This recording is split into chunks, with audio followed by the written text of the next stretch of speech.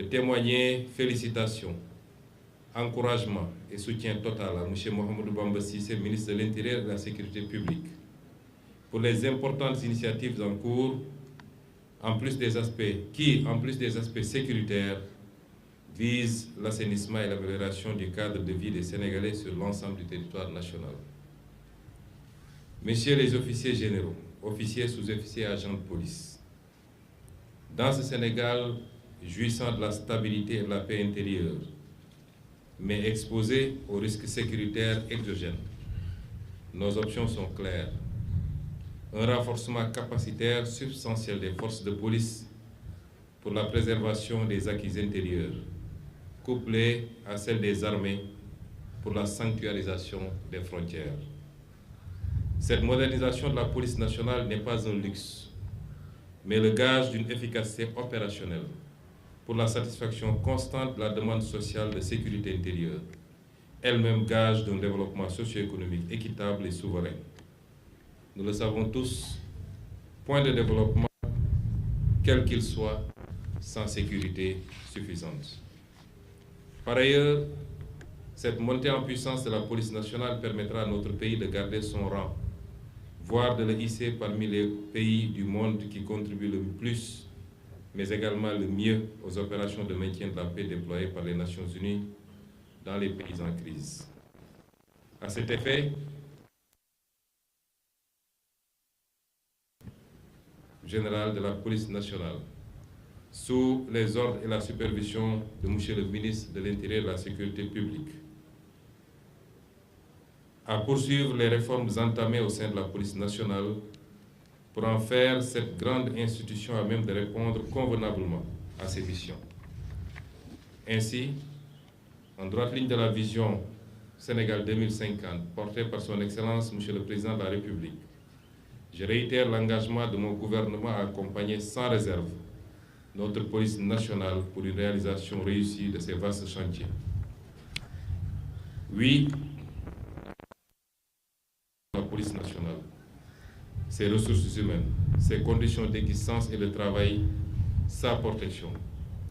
C'est pour cette raison, ces grandes ambitions que nous avons. Et je suis venu accompagné de M. le ministre des Finances. C'est pour cette raison que le budget de cette année pour la police nationale s'élève à 150 milliards 869 415 279 francs contre 127 milliards 519 906 000 francs en 2025, soit une hausse de 23 milliards 300 en valeur absolue et 18,31% en valeur relative. Nous sommes dans un contexte que vous connaissez tous, marqué par des difficultés budgétaires. J'y reviendrai tantôt. Et ces difficultés nous ont appelés à procéder à des coupes budgétaires, la plupart du temps qui ont touché tous les départements, la primature y compris. Mais l'importance stratégique que nous accordons à la police nationale a justifié qu'il n'y ait non seulement pas de coupe, mais que le budget de la police nationale ait été réévalué à hauteur de 18,31% en valeur relative. Et cette évolution s'explique principalement par la prise en charge de la finalisation de la construction de 2 immeubles R+8 au camp Abdou Diassé pour 2 milliards 512 millions, du programme de sûreté et de sécurité nationale pour 3 milliards 250 millions, du marché d'acquisition de moyens logistiques, d'équipements de sécurité, de matériel de protection individuelle et collective pour 2 milliards 750 millions, du projet de renforcement des infrastructures au profit des forces de défense et de sécurité dans le cadre des Jeux olympiques de la jeunesse 2026 pour 10 milliards, du fonctionnement et le paiement des pécules des policiers adjoints volontaires emploi des jeunes pour 2 milliards 307 millions, et enfin la production de 350 000 talons de passeport numérisés pour 4 milliards 132 millions. La part de la sécurité publique. La part de la sécurité publique est de 58,68% dans le budget du ministère en 2026. Oui, donc, nous avons des ambitions et de très hautes ambitions pour la police nationale, pour ses ressources humaines, pour l'amélioration de ses conditions d'existence et de travail, pour sa protection. La matérialisation de ces ambitions aurait été plus diligente ici, comme partout ailleurs, n'eût été un héritage douloureux, conséquence d'une gestion hasardeuse et opaque des ressources publiques par le précédent régime. Ceci nous apprend au moins une chose, mais une chose fondamentale. Un pays ne se construit pas dans l'égoïsme, la démagogie budgétaire et les manipulations politiciennes. Il s'édifie méticuleusement dans la rigueur, la discipline, la transparence et l'amour de la patrie. C'est pourquoi je lance un appel aux patriotes que vous êtes. Œuvrons tous ensemble à construire d'abord une richesse nationale et souveraine, à la construire dans la stabilité et le travail. Le culte du travail, bien fait, mais le travail fait au service de la collectivité. Travail à construire cette richesse nationale avant de la redistribuer pour le progrès collectif. C'est la seule voie, la seule, l'unique pour un Sénégal juste et prospère. Je vous remercie pour votre aimable attention. mbokk yi ñu ngi leen di gërëm di leen sant di am mbégte teew fii tey ci dox yi nga xam ne fas nañ koo dox ngir yéen ñëpp xam ngeen ni premier ministre mooy le chef de l'administration. ñaari at daanaka gannaaw bi ñu dénkee réew mi léegi sénégalais yi wóolu son excellence président Bassirou Diomaye Diakhar Faye jox ko présidence de la république mu dellu si wóolu ma dénk ma primature. ñaari at yoo xam ne amoon nañu mbébét gi mooy dox dem nemmeeku lenn ci bërëbu liggéeykaay yi nga xam ne mi ngi ci réew mi te yàlla dénkuñu ko waaye ñu tënkoon muy doxantu nemmeeku bërëbu liggéeykaay yooyu naka la ñu toogee naka la ñuy liggéeyee lan mooy seen jafe-jafe gën a xam wala gën a càmbar seen solo ak seen njëriñ ci réew mi. tey ñu doore ko tey fii ci police nationale rëccuwuñu ko nag mbokk journalistes yi rëccuwuñu ko ndax suba su tey gii suba su am solo la. dañu duggee ci bërëb bi ba léegi doore ko ci présentation bi nga xam ne madame la directrice de la formation defal nañu ko. démonstration yi nga xam ne war nañu ko fi mu toll nii gis naa nag bi ñu sànnee benn grenade rek ministre de l'intérieur moom dugg na ci suufu siis ba ndax bu mbir yi daan jax moom tribunal la daan xaar miinu ko waaye lañ fi gis tey jaare ko ci police scientifique ba ci lii nga xam ne mooy gëtu police bi nga xam ne moom lay caytoo dëkk bi yépp te du génn fii muy li ñuy wax caméra de surveillance yi suñu bëccëgu tey bii bëccëg bu am solo la. féliciter monsieur le directeur général de la police nationale monsieur Mame Seydou Ndour ci kilifteefu ministre de l'intérieur monsieur Bamba Cissé ci liggéey bu rafet bi di jaarale ci ñoom suñuy félicitation ak suñuy encouragement mbooleem seen ñi nga xam ne tey ay agents de police lañu quel que soit seen grade ak seen rang ñi fi teew ñi ne fi mu ne nii ci terrain bi ñoom ñëpp ñu ngi leen di féliciter di leen gën a ñaax nag ci liggéey bi ndax am nañu yéene gu rëy ci lépp lu jëm ci sécurité kaaraange réew ndax damay fara wax ni réew mi nga xam ne yàlla muccal na la ci guerre nekkoo ci guerre ak kenn amul ay déstabilisation mën nañ koo jox solo réew moomu li mu war a gën a farataal mooy li nga xam ne mooy kaaraangeem ci biir réew mi te loolu ñii nga xam ne ñooy police nationale dañ cee am cër bu rëy rëy bokk kook yeneen FDS yi rawatina waa gendarmerie nationale ak ñeneen ñi nga xam ne ak fu ñu munti nekk ñi ngi liggéey ci wàllu kaaraange ndax kaaraange dafa forme ñii di caytu suñu environnement ak suñuy gàncax wala suñuy àll muy eaux et forêt ci sécurité la ñu bokk ak ñeneen ak ñeneen ba ñi ñuy woowee les soldats de l'économie te ñooñu ñëpp fas yéene naa leen seeti ziare leen di lancer aussi appel ci collaboration ñi nga xam ne ñooy caytu kaaraange gi ànd naa tey ak monsieur le général Birane Diop mi nga xam ne moom moo yor les forces armées lenn ci kaaraange bi wala ñi koy toppatoo moom ci kilifteem la ñu nekk force de défense et de sécurité yi du ñu ay rival du ñu ay adversaire dañu war a liggéey ci complémentarité joxante loxo ndax saa yu faay amee seen diggante rek risque bu rëy la ci réew mi soññ ci loolu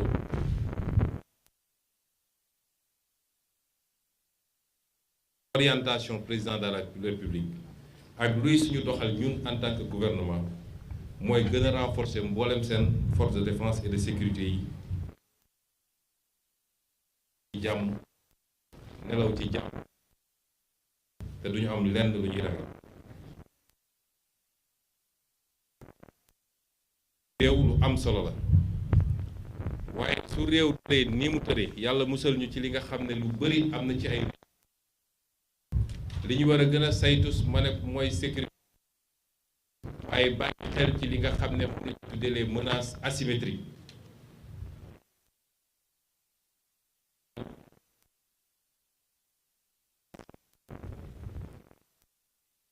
mooy koo xam ne jàkkaarloog yow waaye da lay bett ci yeneen anam te lii ñu def fii tey ci démonstration ci lu mel nii kalaate ay bomba gi demee noonu bokk na ci lu koy gën a lu ci gën a fegal réew mi te liñ fi gis xaw naa dal suñu xel waaye du tey ñuy gën a soññe toujours ci fànn woowu kon solo googu ñu jox police nationale moo tax ci budget bi nga xam ne mooy budget 2026 yéen ñëpp xam ngeen situation bi réew mi nekk dara waralu ko lu dul yorin gu ñaaw gi ñu ko yore woon yorin goo xam ne dafa lalu woon ci tappale ak naxaate te ñu yàggoon ko dénoncé ba ñuy nekk assemblée ak bi ñuy nekk opposition tey